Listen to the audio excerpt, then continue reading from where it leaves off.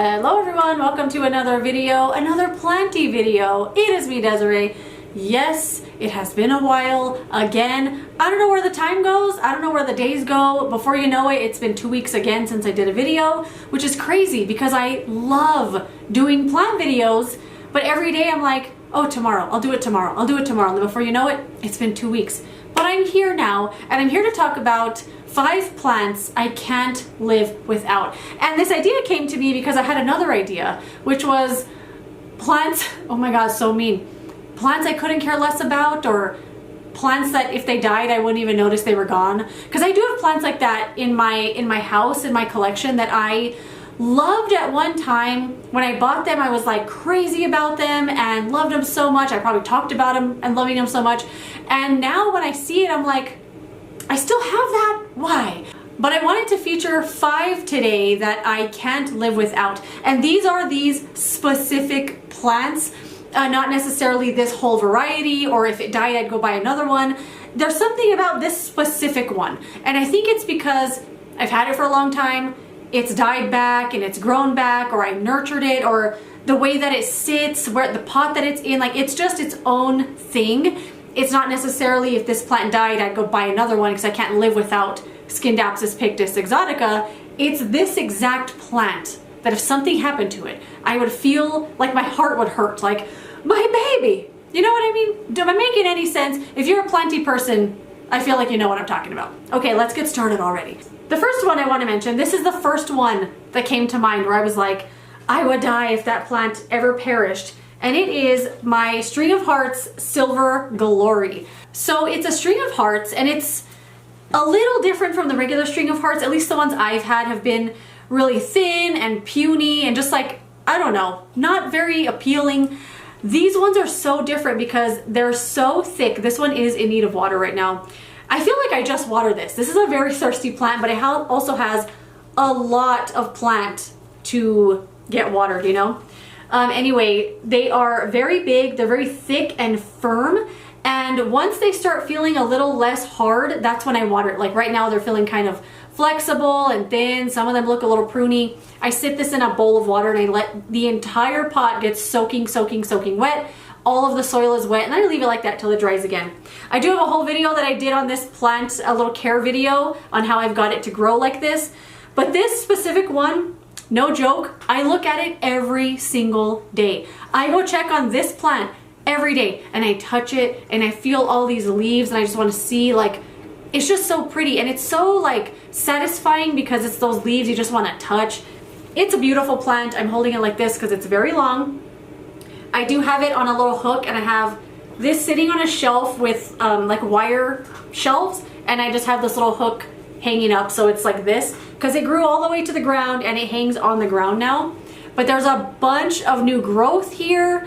This plant is just so freaking pretty, and every time I see it at the nursery I want to buy another one, but it won't be this one. It'll be a different one, and this is the one I can't live without. I just love it so much. I mean, look at it. What's not to love? It's insanely beautiful. And I had never heard of this plant before I bought it. I just saw it hanging there and I saw how beautiful these hearts were and how big they were.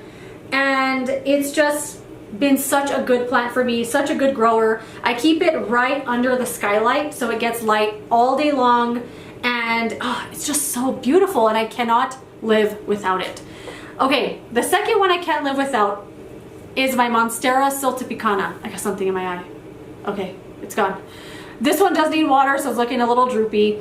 But this specific plant, it's been in many pots because I make a lot of oopsies when repotting because I want the plant to be in a certain pot. Whether or not the plant likes it, it's gonna be in that pot. I mean, I'm sure you've seen me stuff plants into pots before that don't belong in there. I did that to this one. And when I repotted it into here, it took off. It grew and grew and grew. It used to have a couple of vines hanging like this that I cut off. They were so ugly. Reminds me, there's these vines back here on my philodendron micans I really need to cut off because they're like bare and ugly and I keep forgetting. Anyway, I cut them off of here because they were looking like that, and the plant started growing in other spots, and it's so beautiful. Look at these leaves, just the shape of them, the color of them. I love this plant a lot. This is also one I like to check on all the time. It's also a very thirsty plant, so I'm always watering this thing, but it's also probably because it's in a terracotta pot. But I love this one. This is another one of those plants that if something happened to it and I went to buy another one, it wouldn't feel the same, because this is the one that I love so much. And if I went and repurchased another one, it would just be an imposter. And there was a time when I used to name my plants, or like would think of names, but there's no way on earth I could remember that now. Like, I don't remember any of the names I've given my plants other than two of my first plants I ever had.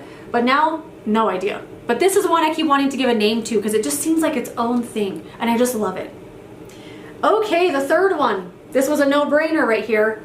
This is a succulent. It's full of cat hair. Hold on.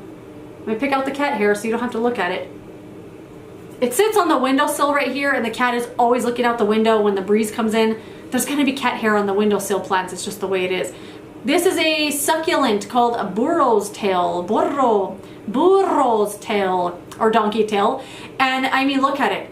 This was a no-brainer, wasn't it? It's so freaking pretty. I never in a million years thought I would be able to grow this plant and keep it looking like this. I think the only reason it's been able to stay like this and look so full is because it's in the windowsill of the west-facing window. And it gets like blazing hot sun in the afternoon, especially during the summer, and it just loves it. And you can tell that this part of the plant is getting a lot more sun than this part, because these vines now are hanging below the windowsill and they really don't get light at all. So you could see how it's affecting the growth. The little bean things are a lot smaller, they're a lot more sparse, and up here where it's getting a lot more sun, it's a lot more tight and compact, and the little beans don't fall off as easily. But if any of them do fall off, I just throw them right there in the top. Like right now there's a little pile in there. Sometimes they'll grow, sometimes they won't, but why not throw them in there and try, right? What else are you gonna do with them? This is a plant I cannot live without. I check on it all the time, and I'm always opening and closing that window right there for the cat, so I always look at this one. It's just so beautiful. I loved it so much. I did buy another one. I have another one in like a 1 or 2 inch pot. It's very top heavy and it also tips over all the time now. I bought another one that's the same variety of donkey tail, but it's like longer and a lot like lime green. I just love this kind of plant. It's so pretty. But this one here, I just love it. Again, with these vines, I kind of want to cut them off, like right here, just to kind of put all those beans back up here and give the plant, I don't know, to stop putting energy into making those vines so long, because they're not really going to do much and they're kind of getting thin and weak looking. But oh my gosh, this plant is just so pretty. Like, look at it. It's amazing. It's exotic. It's fun. Amazing. It's also one of those plants that has patina, farina. Farina? Why does that sound, that doesn't sound right. Farina? It's the little like blue dust that some succulents and cactus get, and if you touch it, it'll rub off. This plant gets that on it, so I mean, you could see it's a work of art. It's a work of art, and I don't want to live without it, and I'm always so delicate with it. Oh, it's so perfect. Okay, the next one is the Scindapsus Exotica. This plant, I mean, this was also a no-brainer because look at it. It's so freaking pretty, but I love this specific one here. This was the first one I ever bought. I saw it at the grocery store at Albertsons. It was $12.99 and I lost my mind. I had never seen a, oh look, a little bean fell off. I'm just gonna put that right there. I had never seen this plant before. I had never seen it in real life. I never thought that I would. I just have seen it in people's videos. And I was so excited. I walked towards it and I was like, I forgot what I even came to the store for because this plant took my breath away. And it's grown a lot. It's grown a lot since I've had it. It was already sold in a hanging basket, but it wasn't really hanging yet. Just some of the vines were kind of like hanging over the pot. And this plant is so easy as well, which is why I wouldn't want to live without it, because it looks like it would be really difficult. Like, I don't know, it just looks like an exotic plant, and it might have special care needs or something, but it's not. It's so freaking easy. Let it dry out all the way, let the leaves get a little bit soft, maybe even a little curled in, and then water it. And then leave it like that till it happens again. And this plant will just love you so, so much. I do have a care video on this one as well. I don't really love to put out care guides because I don't really know what I'm doing. I just share what's working for me and how I take care of it. But I'll link that below if you want to see more about Scindapsus Exotica and how I take care of it. but this one is a no-brainer. This one though is not necessarily this exact plant. I just wouldn't want to live without the Scindapsus Exotica in general because it's so freaking pretty. Like, it adds so much drama. It's just beautiful. I did buy another one, a big hanging basket I have sitting in my front room. The vines are already hanging all the way to the ground. This one's beautiful, work of art, a no-brainer. Don't want to live without it. Okay, what was my last one? Here it is. The next one here needs a little makeover because it's driving me nuts. This one here is my Hoya Kelix Splash. If you remember last year, I think it was last year in May, that I put these sticks in here. I don't remember, willow branches. I put these willow branches in here because the vines were hanging all over the place and it's grown a lot. Right now, some of these like vine things are touching the ceiling. All of them decided to attach to one branch instead of the 4 that I put in here. So they're all crawling up this one. I gotta kind of readjust this one a little bit and put some on the other one so it's not just leaning all that way. But this is another plant that I cannot live without, this exact one. I did buy another one of these because I thought I just loved it so much I wanted another one.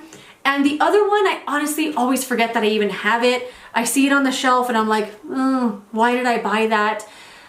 This specific one is one that I love so much because I made a lot of oopsies with this plant. I repotted it 1,000 times. It died back so much. It sat in this pot for probably a year without doing anything, and then suddenly it just exploded with growth. It was like, finally, lady, you're leaving me alone. I'll reward you now with new growth. There's some old leaves there. But I love it, and I can't live without this specific one. I check on it all the time. It actually needs water now, but I do need to rearrange these vines because it's looking a little much. But I love this so, so much. It's another one that's like my baby because I had it for so long. I had never had a Hoya before. I didn't know what I was doing. It died and died and died and died, and it has rewarded me now with all this beautiful growth because I finally started taking care of it properly. But yeah, those are 5 plants that I cannot live without. Like I said, I could do this video probably 10 times over because I have so many that I'm like, oh, my baby, I don't want to live without my baby. But anyway, let me know some plants you cannot live without, whether it's a specific type like pothos, you just love all the pothos and you want all of them all over your house, or if it's a certain specific plant like this one where you're like, if anything ever happens to that one, it would feel like a piece of my heart was missing. I want to know. Anyway, thank you so much for watching this video. If you enjoyed it, don't forget to give it a thumbs up, subscribe so you don't miss my next one, and I will see you later in another video. Goodbye.